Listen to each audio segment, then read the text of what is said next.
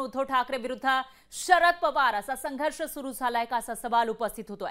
कारण उद्धव ठाकरेंच्या मुख्यमंत्रीपदाला शरद पवार यांचा ठाम विरोध पाहायला मिळतोय। मुख्यमंत्रीपदावरून महाविकास आघाडीमध्ये रणकंदन सुरू आहे। मुख्यमंत्रीपदावरून उद्धव ठाकरे विरुद्ध शरद पवार असा संघर्ष निर्माण झालाय।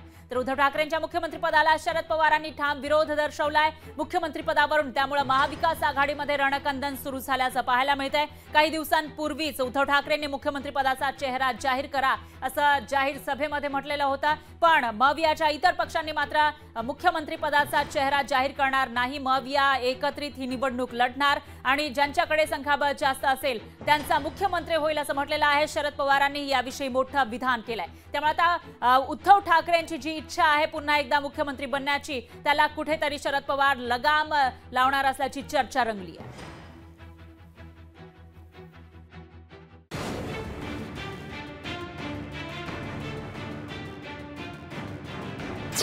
मुख्यमंत्री पदावरून उद्धव ठाकरे विरुद्ध शरद पवार संघर्ष। उद्धव ठाकरेंच्या मुख्यमंत्री पदाला शरद पवारांचा ठाम विरोध। मुख्यमंत्री पदावरून महाविकास आघाडीत रणकंदन। राज्यात सत्ता बदल होईल या आशेवर असलेल्या महाविकास आघाडीत आतापासूनच यादवी सुरू झाली। मुख्यमंत्री पदाचे उमेदवार म्हणून उद्धव ठाकरेंच्या नावाला शरद पवारांनी विरोध केलाय। मुख्यमंत्री पदाचा उमेदवार आताच ठरवण्याची गरज नसल्याचं शरद पवार यांनी ठणकावून सांगितलं।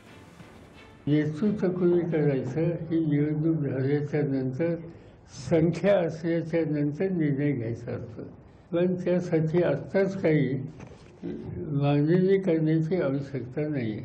आत्ताच नाव जाहीर केलं पाहिजे या आग्रह करण्याची काही आवश्यकता नाही आहे।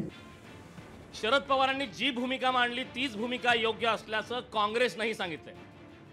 महाविकास आघाडी म्हणूनच आम्ही पुढे जाणार आहे आणि महाविकास आघाडीला संख्याबळ आहे।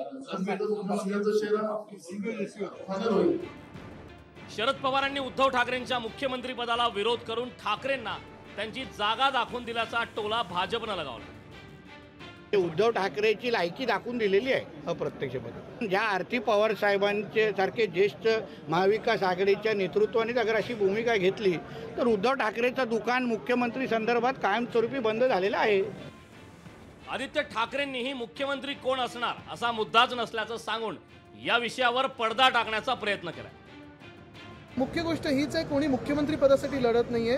आम्हाला सरकार ह्यासाठी बनवायचंय कारण जे महाराष्ट्र द्वेष्टे भाजपा आहे त्यांना हद्दपार करायचं। पक्षाची मागणी होती की मुख्यमंत्री पदाचा चर्चा मी करत राहू। बघा, तुम्हाला अजून एक सांगतो, सीट शेअरिंगच्या वेळी खेचाताणी होणार, त्याच्यात असं कोणी वाटून घेऊ नका की काहीतरी तुटतंय। प्रत्येक सीट ही प्रत्येकाने मागितलीच पाहिजे, मगच आम्ही 288 सीटवर सगळ्यांना मदत करू शकतो।